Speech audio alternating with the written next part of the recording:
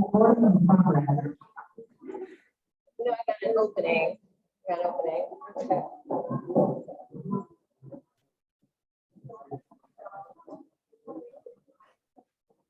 All right. We are, wait, no, I'm gonna move this off the side.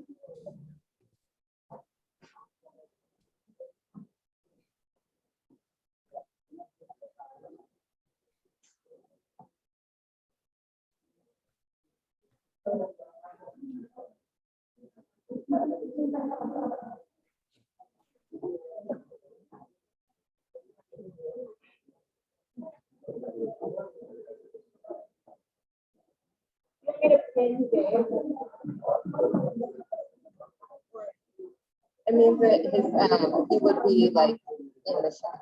But next time, don't worry about it. Don't worry about it.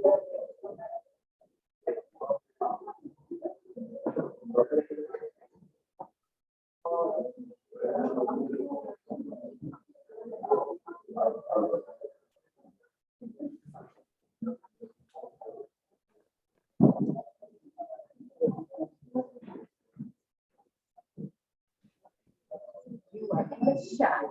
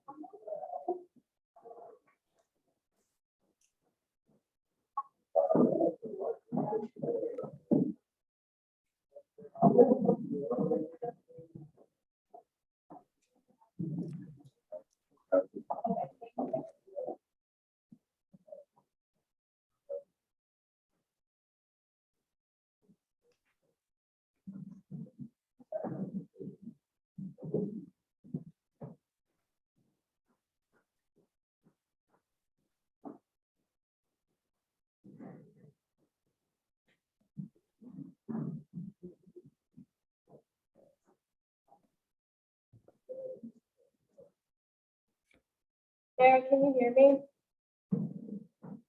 Not doing it. All right, thank you. You're good. Take your time. While she's taking her time, I'm going to start. So good evening, everyone. Okay, let's try that again. Good evening, everyone. One more time. Good evening, everyone. High five. One last time. Good evening, everyone. Okay, so my name is Katara Sufran, and I'm just so humbled and grateful to be able to moderate this conversation on Fatima's behalf. And before we even start talking about tonight, can we just give a big round of applause to Fatima for all of the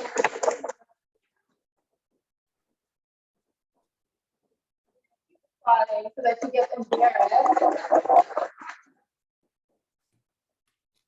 If you know Fatima, and even if you've known her for a week or her entire life, you know how hard she works. She will do everything, and she is like the ultimate advocate for Black people and Black art, and is the reason why we are here tonight. So thank you, Fatima, for all you do. And thank you all for being here tonight for the opening of two amazing exhibitions at 5 Points Gallery and Studios. Birds of Paradise, which is in this space, which delves into enlightenment and spiritual awakenings with works that are consequences of mediation and discovering the deeper self. And this show features the bird sculptures of Chicago-based artist Marvin Tate, which you see in the room, inspired by the racial uprising and protests that occurred following the murder of George Floyd, including the racial devolving and January 6th riots on the US Capitol. Also featured in Birds of Paradise are 15 portraits by Milwaukee's own, the late Prophet Blackmon. These works, many of which haven't been on view in years, Take Bible scriptures as inspiration for the painted visual dialogues. Also opening tonight in the other space of 5 Point Gallery and Studios is a solo show by the Austin, Texas-based artist Dave McClinton, Determined to Resist. Mr. McClinton works combine archival images, family photos, found imagery, and self-portraits to dignify and illustrate the life cycle of a Black person's inner life, reflecting upon how the weight of American history can either crush you or harden you. Clinton creates artwork that visually communicates and disseminates facets of American history that have not been fully or accurately illustrated. So our talk tonight is going to run about an hour, give or take, and it features Mr. Dave McClinton, who is on our Zoom. Hi, Dave, wave so that they can see Hello. you. How are you? And it also features these two beautiful folks who are sitting next to me, Mr. Ed Jackson and Ms. Karen Jackson, who Mr. Ed Jackson being a direct descendant of Prophet Blackmon. And lastly, Marvin Tate is also going to be joining us, but he'll be joining us a bit later from another event in Chicago. And there's also going to be time for you all to ask all the questions, but I'm going to start off the conversation while you all get warmed up and excited and eager. So Dave, the first two questions are for you. You ready? Yep. Cool. So I thought we'd start our time together by talking about your process, Dave, and your practice. Can you talk a little bit about your art process and how you begin making the works that are on view tonight? Sure. So I'll start off by saying that all of the faces and the bodies that you see are invented. So those aren't just photos of people. It's an eye from a different source, a nose from a different source, mouth, ear, hand, all that. And the sources have been old family photos, archival images, found images, and a lot lately, just my own face. So if I need a nose at a certain angle, sometimes it's just easier to take the photo of my nose at that angle because I'm just going to put it all together digitally in Photoshop anyway. The textures that you see, whether it's clothes or the skin or even the background, are often archival images, but a lot of times it's concrete, tree bark, brushed steel, just images of texture that I take throughout the week. I'm just kind of wandering around sometimes and I pull out my phone and just take photos of textures, and I don't know how I'm going to use them. But when I do sit down to do the work, I have just a treasure trove of images that I can pull from to create, like you'll see leather or dried mud or tree bark for the skin. And I like that metaphor for Black skin in terms of a system of support, a system that often gets ignored, a system that people have tried to derive value out of since 1600s. So I like that visual and conceptual metaphor of Black skin and Black bodies. So that's why, that's the how and the why. Thanks, Dave. And I had no idea that they were not people that you didn't know, because they look like Black folks that I feel like I've seen before, and they're Right. so beautiful. Nice to know that process. And there's a little bit of awkwardness there because sometimes the eye and the nose aren't quite right. And the reason they're not quite right is because they've been pulled from different sources. And that allows me to accentuate the widespread nose or to make the mouth larger. Another thing I like to do is to comment on Western beauty standards. And that's so that kind of helps me do that. Thanks, Dave. I'm wondering if you have a favorite piece in the exhibition, and if so, which one is it and why? It's always, the favorite piece is always the last piece I did, and primarily because I get better at so if you look at something I did 3 or 4 years ago, I can point out all sorts of mistakes. So the latest thing, the newest thing means that's a couple of years worth of learning. So I've gotten better at what I'm doing. So it's more, I wouldn't say that any piece is any more important than the other, because it's a constant stream of what my goal is. And my goal hasn't changed, which is to get people to empathize and try to understand, well, they'll probably never understand, but to try to get on board with what I'm trying to talk about in terms of being Black in America. It's not, we have to contort ourselves a lot. We have to change ourselves up from day to day just to get through the day. The way we are at work, the way we are during a traffic stop, the way we are at home with our friends, those are all different people. So the idea that we have to kind of do that, at least I feel like I have to do that being a Black man in Texas. As long as I'm communicating that, every piece I create is my favorite piece. Thank you, Dave. And I'm wondering if you can talk about who inspires you. So from reading both the press release and about your work, you clearly love communicating the history and the culture and survival and beauty of Black folks. And I'm wondering what artists, writers, whose shoulders do you stand on and whose legacy really inspires your work? That would be a much more close to home, localized set of shoulders. So when I was a kid, I lived in New Braunfels, Texas, a small town between San Antonio and New Braunfels, or San Antonio and Austin. And there was a Black church, it's still there, called Live Oak Baptist Church. And it was built in 1902, I want to say. So as a kid, I would sit there and think about all the things I was going through. And then I started thinking about all the things that the people that built that church went through. So I started thinking about that. I started thinking about my grandfather, my great-grandfather, and the older people, the people that were 60 years older than me in that church. And I started doing the math in my head, like, all right, if it's tough for me in 1976, what was it like for them when they were 8? So to me, the shoulders I stand on are the shoulders of my parents, the shoulders of the deacons that were in the church, the women that were in the church, my aunts, my uncles, because they had us studying Black history at a very young age, something that we weren't going to get taught in school. So sure, I like Jean-Michel Basquiat, I like James Baldwin, I like these stars of our culture, but I really do feel like I'm standing on the shoulders of people I grew up with. Thanks, Dave. So folks, if you have questions for Dave, you can hold them because I want to get through all the artists and then we'll come back and open it up for questions. So Dave, thanks for that segue on churches and giants whose shoulders you stand on, because that leads us to you all and Mr.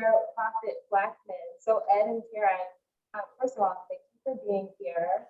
Thank you for sharing this artwork with us and for allowing us to see it again. I didn't have the pleasure of knowing the Prophet, but even just this show happening, I hear people and how excited they are to see this work.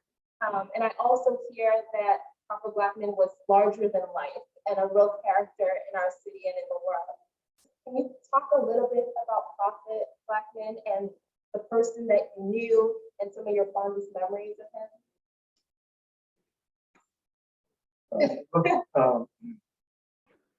I guess first off, he was always afraid of man.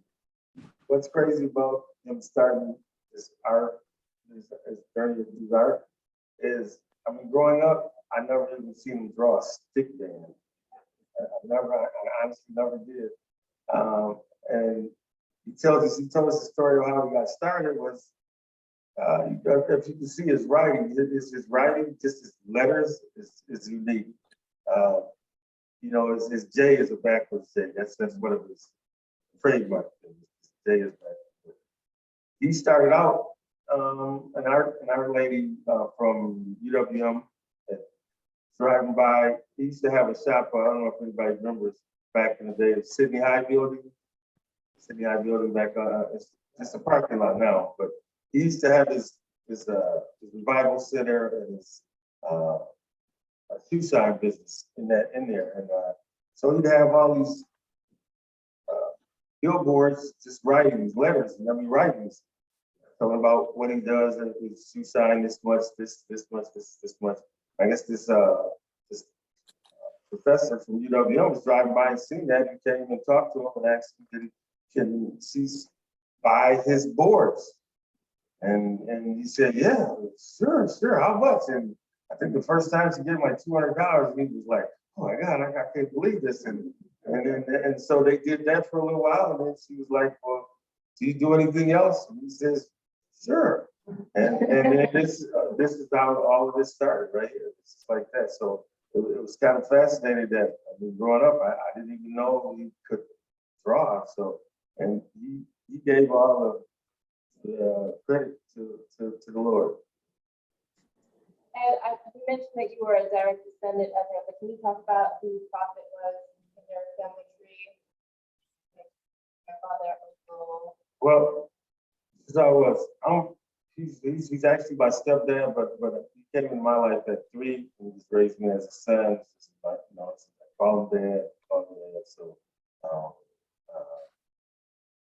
yes, we had a sister that's still living, and my brother, most of our is me and my brothers, and he died about 15 months ago, 16 months ago, 15 months ago. I think, yeah. So I just wanted to, you know, share this with people. I know growing up, I don't want to say growing up, but more towards our teenage years, we did a lot in the community here. So, you know, we were originally from Racine, but he did all his church stuff in the Bible Center up here in Milwaukee. So we would come up here and we go on the east side, and I thought he was, I don't know, I thought he was Gandhi or something. Because I mean, like wherever we went, there was somebody, hey, Prophet, hey, Prophet, hey, Prophet. Or I remember one time we went to Open Euro on Open and Locust there. Oh yeah, Locust there. And we come in there and I think we had about $8, $9, so we was going to share some stuff. Right? And, the owner was in there that day. He was, well, Prophet, your money's no good right here. You guys, you and your boys, you get whatever you want. You put your money away. I mean, that's how it was on it. I know at least on the east side, he touched so many people's lives that I love being with him, especially on the east side when we go there. Like I said, I thought he was Gandhi or something. It was kind of quite amazing seeing how he reflected and interacting with people. And do you have any memories of Prophet? Yeah. Hey, anytime you had a conversation, I don't care if it was about what you were eating, the weather, or something more serious about life, it always resonated and came back to it. It was always a reference made, and as you can see, everything that painted religious faith. You know, that's what I remember most. What kind of conversation you had with me, he was going to come back to it. And it's a beautiful thing that it's work.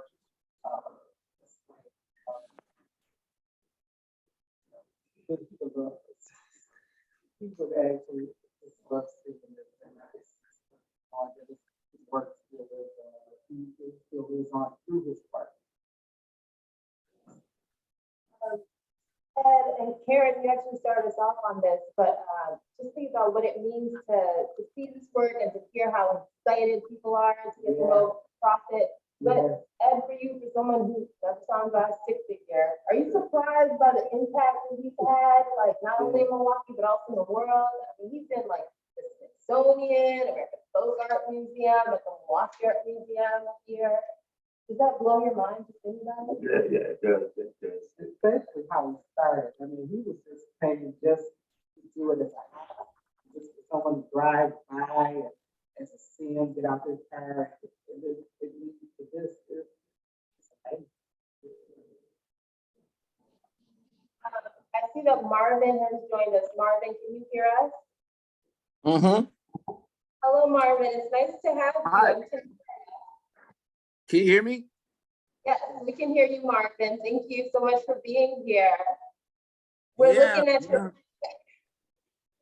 So Marvin, you're kind of a mad genius. We've been talking about your bird sculptures and how amazing they are. Could you start off by telling us about your process? How do you begin making these pieces? Well, thank you and hi to all of you. birds have always been a part of my creations, you know. Um, and then about like in 2017, I started making these I started experimenting with just making freestanding birds. And the two birds that you see that are like made from, just, bark are the two first birds that I made. Freestanding statues. And and then although I was making birds still, I wasn't making any 3D birds until like 3 or 4 years ago during the pandemic. And when, because we were all closed in, we were all closed in at some point. And and a friend had gave me this burnt wood. And I started like, the burnt woods. I don't know if you've ever seen burnt wood, but if you have, it somewhat looks like a bird feathers. It also looks like, like Caribbean literary black hair. It was really curly and wavy. But I saw birds. And I also saw, being here in Chicago and being of the age, seeing the first riots happen. I'm of the age when I saw the west side of Chicago being burned up. And at that time, when I got this burnt wood, the Trump presidency was being dismantled. There were George Floyd murdering, and they were rioting in the streets.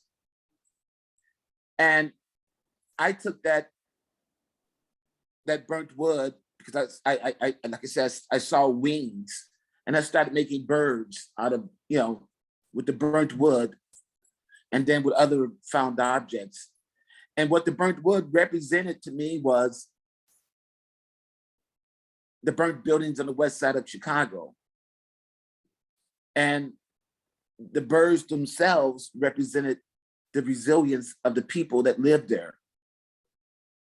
And you can see with most of these birds, they have a gesture. They're proud. They're stoic. And it's funny because although I like looking at birds, I don't, I don't like pigeons. You know what I mean?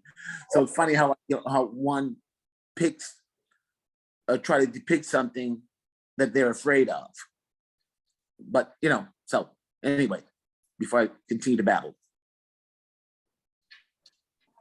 Thanks, Marvin, for your responses and for talking about the birds and how the birds are the people rising from whatever situation they're in. Both you and Prophet Blackmon are considered self-taught artists, folk artists. So really, like, you didn't necessarily go to formal art school to get your training. You really learned in doing. And I'm wondering, when was that moment when you decided that you were going to be a full-time artist? Do you remember that moment? Or had you been making art your entire life and making things with your hands your entire life? I've been making things my entire life. When you the point when you in your career you realize you're an artist, for me it just came organically, because I'm a multidisciplinary artist. So I've done music, from everything from sound to experimental music and stuff like that, poetry, spoken word, written books and stuff like that. So I always dabbled with the arts and mixed them up. My dream was to be an artist as a child, but it wasn't really, being an artist wasn't really what, wasn't really, like acknowledged. So you know, but being an artist, sometimes I still have to ask myself, like, wow, I've gone so far as an artist and in the various things that I do, that sometimes it's like, it's unreal, because it's like, you come from a space where art isn't acknowledged, you know, and then you flourish with the arts, you know. I always knew I was an artist in whatever I did. I mean, and maybe that explains why I always took my vanilla jobs. I never took any responsibility with them. You know what I mean? I just do like the bare minimum, because I knew what I wanted to do. I wanted to create my own world, create my own existence. Thank you, Marvin. And I'm wondering, I know you're a multidisciplinary artist, you're a poet, you're an educator, you're a visual artist, and I'm wondering who inspires you? Like, who are the shoulders that you stand on? Well, nature, you know, nature. People who have inspired me, you know, Mary Baraka, Gwendolyn Brooks, people like that, Sun Ra, you know, a whole list of people, Nina Simone, David Bowie, it's a whole list of people. But, you know, when you find your own voice, you don't need to call upon any of that, because you just find your own voice. And I feel like what inspires me now, more than a book, more than painting, is just nature. Being able to walk out the door and feel the senses come alive and react to them. Marvin, a beautiful audience. Does anyone have questions for our artist, Justin? Oh, we got two. So, yes.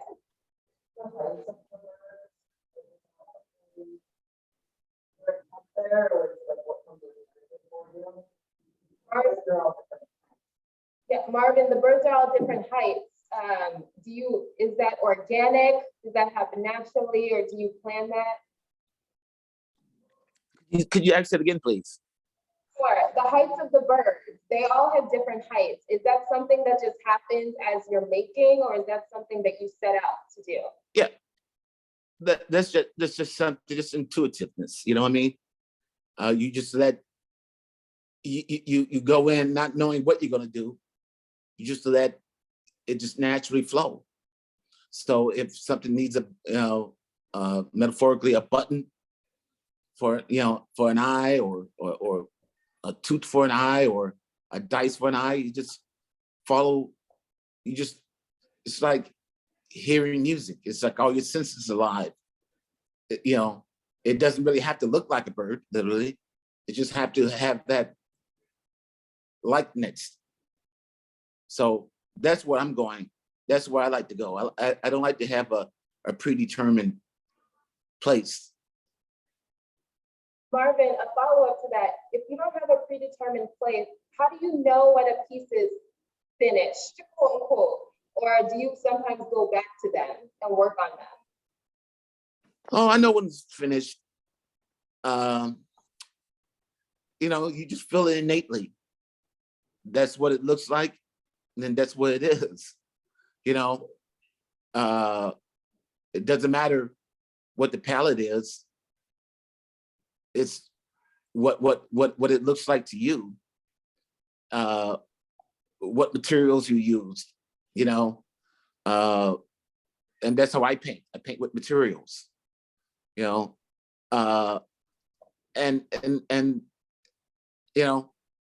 like I said, you start off with an idea, and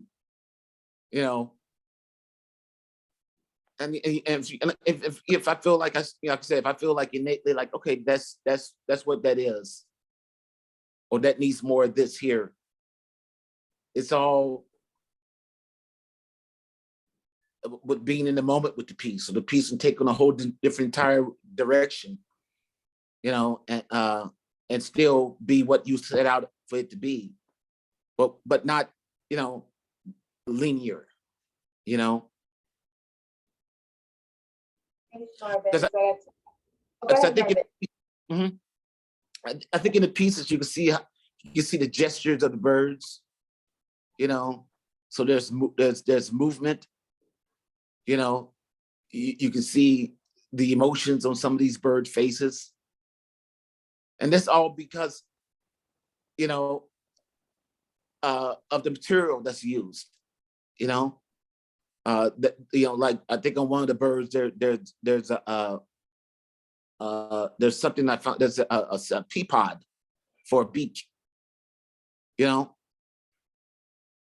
That type of intuitiveness is how I come to, you know, find my materials to inspire my art.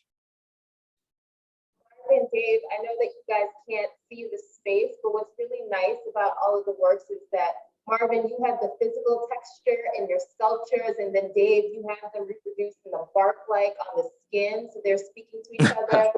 And Marvin, you've got these birds, and then in Prophet Blackmon's paintings, the people sometimes look like birds, so it's really nice the way that you all are speaking across media. Yes. Thank you, and there's something that you hit upon without even trying. You know what I mean? You have a collection of something, and there's things you do without even knowing it. But you have a body of work, and that's just being in the moment. That's just like hearing the traffic and smelling the pizza down the street, and you know, your senses just alive, you know. We got two questions, so Queen and then King. Sorry.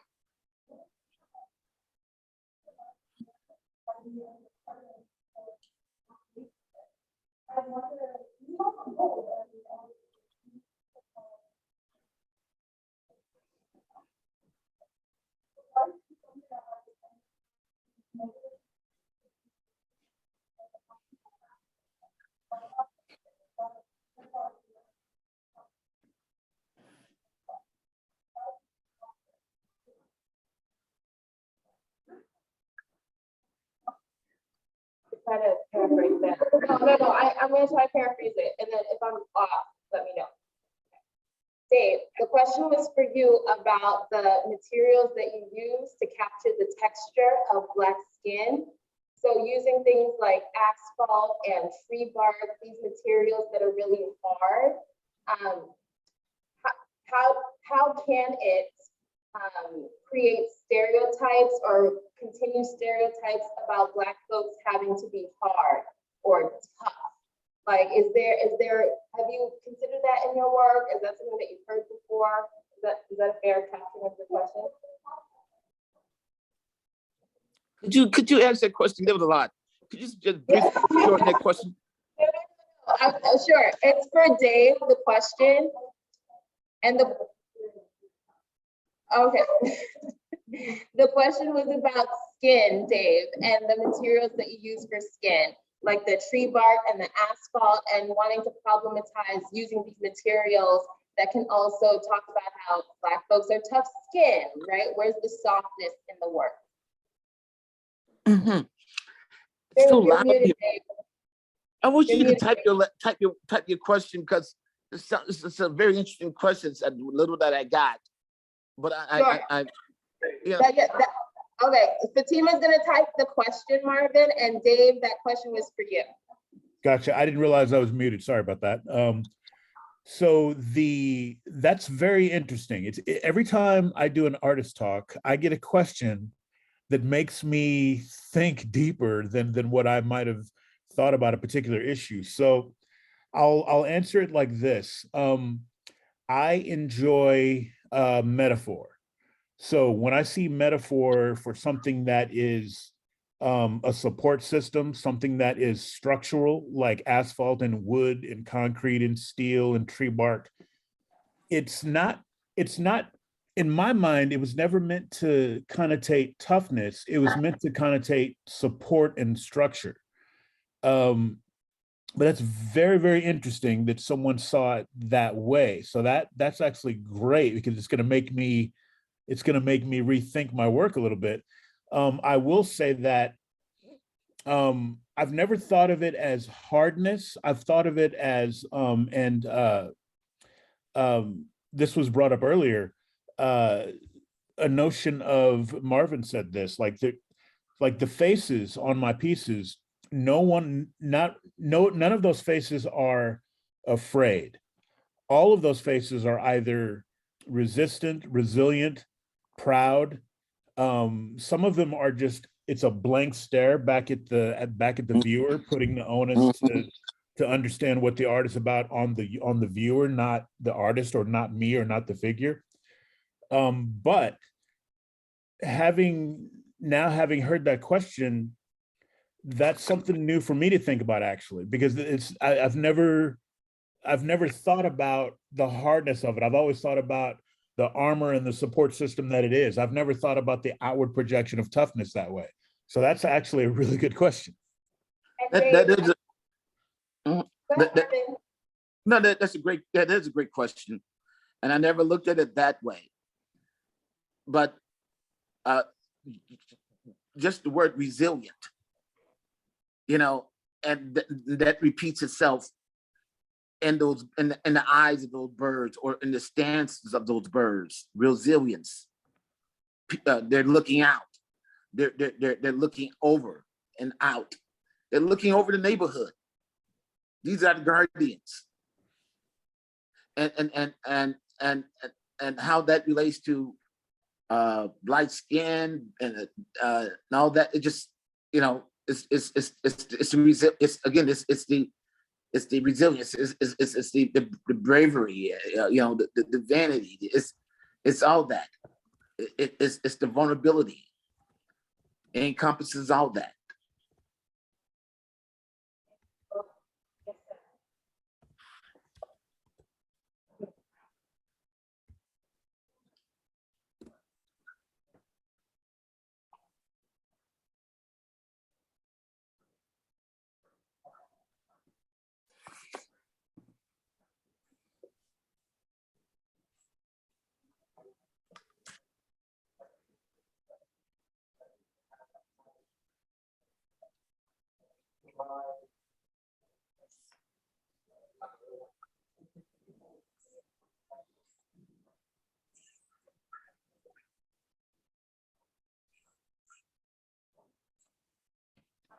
The question was, Marvin and Dave, do you remember a moment from your childhood when you knew you were special or divine or divinely touched?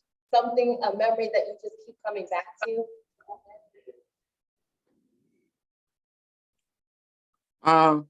Dave, you want to answer first? Because I'm gonna answer quick. Do you mean in the context of perhaps being an artist making art, or in general?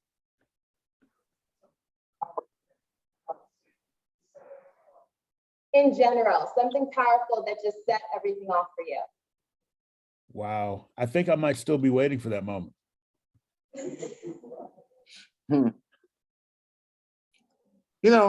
It's funny, when you're a kid and you're a poor kid, you just have, all kids have imagination, but I always had an imagination that was, beyond some of my peers. I'm not saying that I was like that guy, but you're a kid. when I look back in retrospect, I grew up stuttering, and until this day, and until my sister gave me a poem to memorize, I stopped studying. So poetry became an early weapon for me. It gave me validation. But I continued to stutter. But at that age, there were times I felt like I invented my own language. So I was always in my head. I was able to I read a lot. So I was always in my head, and the stuttering, to me, when I look in retrospect, it was like Roland Kirk inventing his own language. So they had to catch up with me. And when you accept that magic, when you allow that magic to happen, it's like creating over 100 pieces of, jewelry or whatever. You create your own language, you create your own science, your own math. So I always did that. I always knew that there was some kind of divine spirit about. Ed and Karen, I wanted to know if you maybe want to respond to that question, or with the prophet, like a moment in his life where about being divinely touched or special. I mean, feel that way.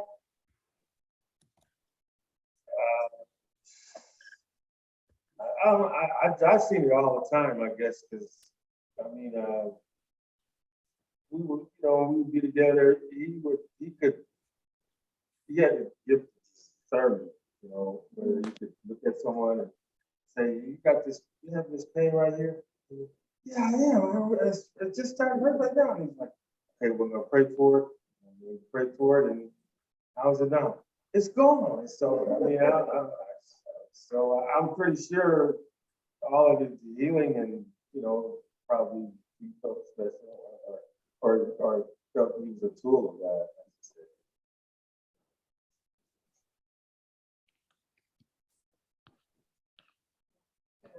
I would say this too. You can talk about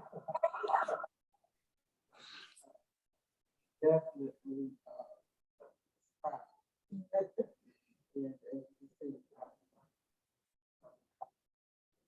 Hey guys, I'm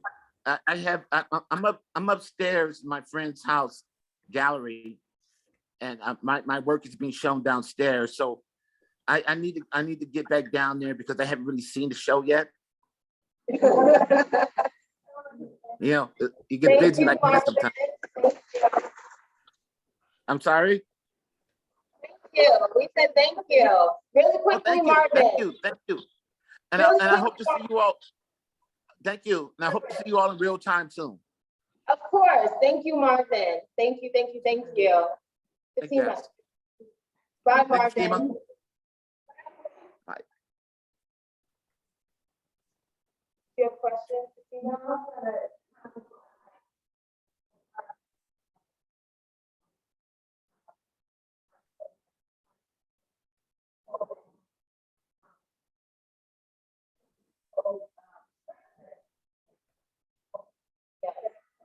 Yes.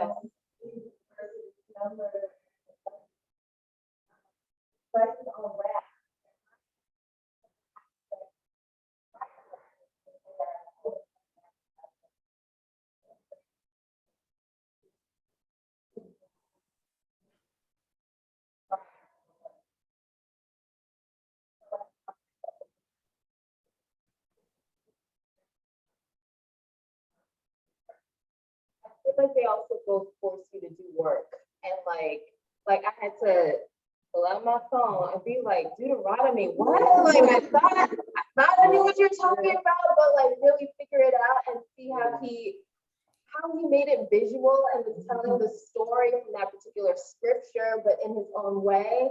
And yes, that I think is the genius at work. Does anyone else have questions? Yes.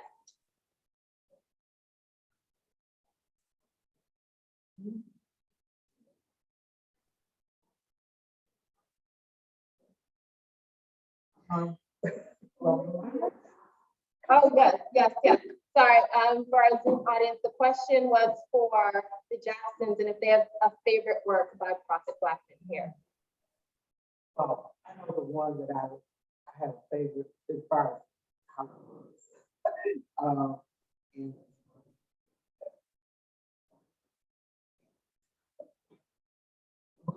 things. Yeah. Yeah. Drawn to that one for some reason, but I love them all. I mean, and when you look at each one individually, and you just you're kind of drawn into it. But yeah, I had a couple that I really liked. Or what, but I think that one had something to do with sound. The one that I favorite. Yeah, right. The one where we were trying to, and that's the one I like. But then, Well, my favorite one is at home. But of the ones up there, I like that's right there. I like that. the one with the colors, Yeah, the red and Yes, the numbers. Okay.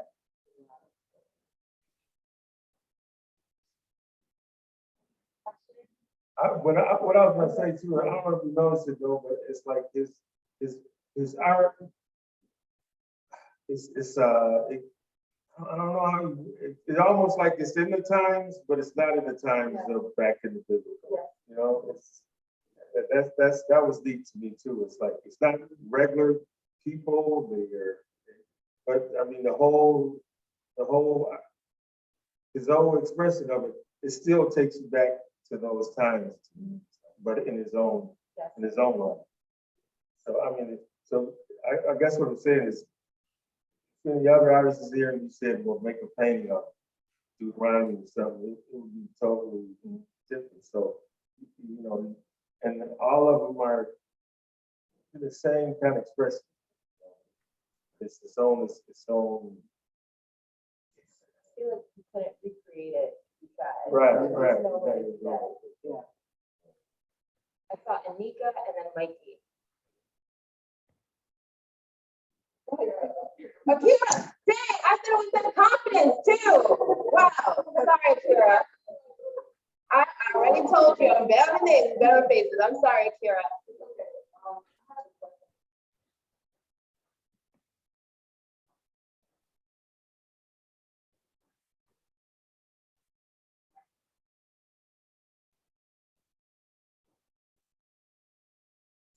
Dave, what was the intent of incorporating words on your pieces? Because some of the phrases look historical, the texts that are on the bodies. Right. So everything has, I shouldn't say everything has meaning. A lot of it does. A lot of it's also metaphorical. But about some of those images or the images of text, I found some old archival images of old slave ads or slave posters or runaway slave notices. And in looking through some of the ads I found, I was just struck at how little regard was given to human beings. So there would be a list, it would say, a wheelbarrow, 2 shovels, a man, 2 women. It listed them off in the same sort of nonplussed tone as the inanimate objects. So it made me start to want to flip some of that meaning and to use it to convey this frustration and anger that I've had all my life. And it took me a while to truly understand where that frustration was coming from. So it's serving a couple of different goals. One, it's just helping me get some of that off my chest, but also it's me trying to make sure that we don't forget that aspect of history. So, and I can't tell you how many conversations I've had about race and about the legacy of racism in this country with people that I never would have had those conversations with because of the art. So I feel like that's working. And I don't I don't think I'm changing the world or saving the world by any means, but I do think that if I can get people to think about that, myself included, tonight the question about the skin texture, like if we can continually think about these things and develop ways to talk about them, that's important. So it's just me trying to truly get something off my chest that's been there for years. And when I found art a few years ago, I found a way to do that. Hey, Mikey.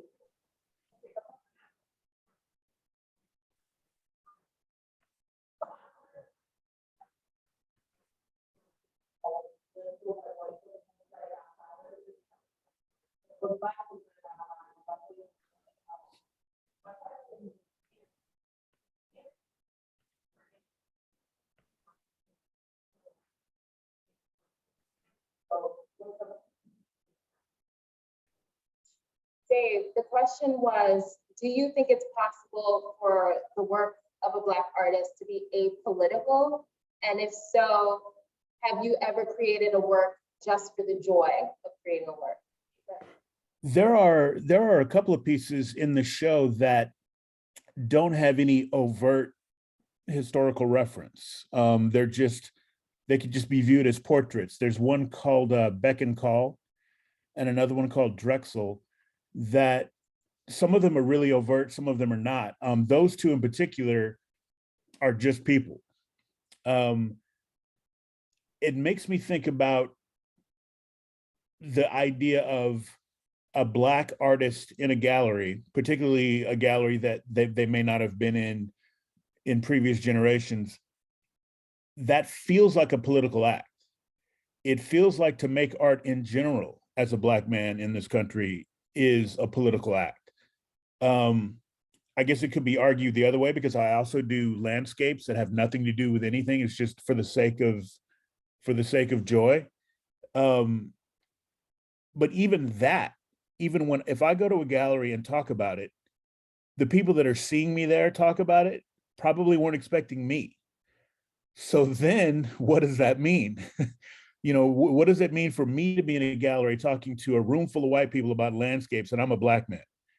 There's something tinged with a legacy and politic there. So I've always thought that myself. That's such a great question because I really do believe just showing art as a Black person could be considered a political act. So I'm kind of on the fence about it, but I'm answering the question right now. So I'm going to go ahead and say that everything I create is political. I mean, if you ask me the question next week, you might get a different answer, but that's how I feel right now. Thanks, Dave. Any other questions from our audience?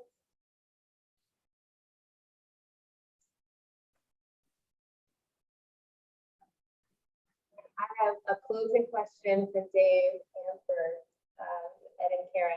So for Dave, what do you hope people take away from looking at your work?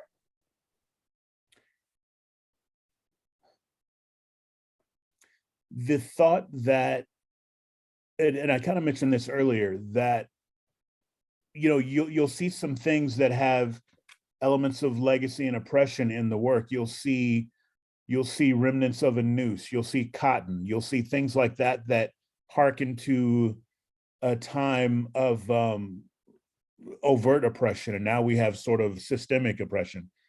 But as I said earlier, I will never make a face that does not look proud, that does not look resilient, that does not look determined. So that's what I would want the takeaway to be, that think about everything we've been through, and here we are. We are gathered using technology to talk about art tonight. Imagine what our ancestors would have thought about that thought 200 years ago. Here we are, we're doing it. We're living these lives, these creative lives. So that resilience, despite everything that's happened, that's what I would want people to take away. Dave, and speaking of ancestors, Ed and Karen, what do you hope people remember about Prophet Blackmon or take away from seeing his work again? Well, me, you know, he was a man of God. He definitely kept God first. And through God, he could do all things. I mean, I never knew he was an artist, and to go out through his life and then be a great folk artist where the world knows him, that's incredible. I'm sure if he was here today, he would tell you it was all because of God.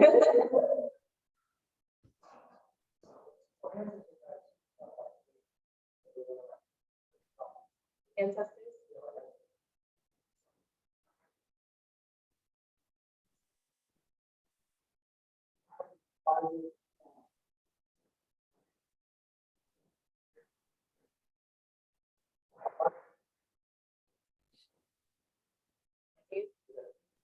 Dave, the question is about ancestors, and ancestors being a trending topic right now.